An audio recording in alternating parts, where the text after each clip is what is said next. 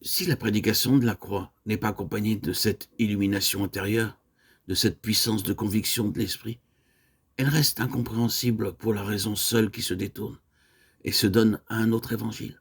Quoiqu'il n'y ait pas d'autres bonnes nouvelles, pas d'autre évangile.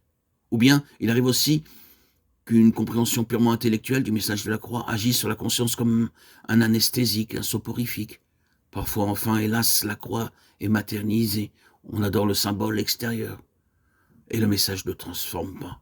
Le message ne pénètre pas. Le message ne s'empare pas de la vie. L'adversaire sait assez qu'il peut garder les âmes en sa dépendance sous couvert du signe de la croix, aussi longtemps que l'illumination intérieure de l'esprit n'a pas révélé toutes les profondeurs et les richesses du message.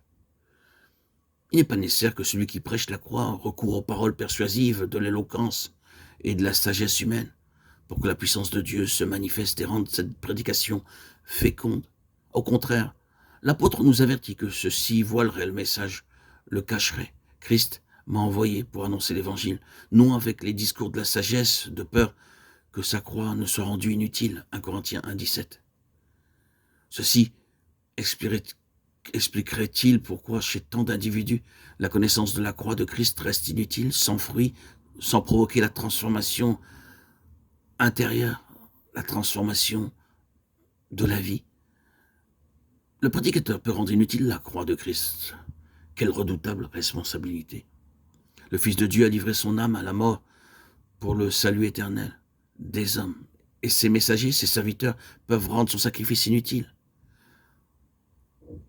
Et comment cela peut-il se faire? Comment la sagesse humaine peut-elle rendre stérile la prédication de la croix? Quelle pensée redoutable! Ne serait-ce pas que l'homme préoccupé de rhétorique, de forme oratoire, n'a pas été lui-même saisi par la croix de Christ, par la folie de la croix, où le moi est crucifié, de ce qu'il n'est pas comme Paul l'esclave de Christ, de sorte qu'il se préoccupe surtout de la forme de son discours et attire l'attention sur le messager plutôt que sur le message, sur la forme plutôt que sur le fond, sur le serviteur plutôt que sur le maître.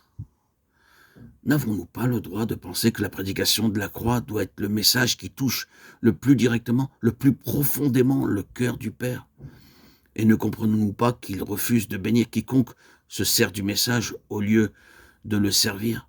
Dieu refuse que ceux qui annoncent la mort de son Fils en dérivent quelque gloire pour eux-mêmes, quelques encens.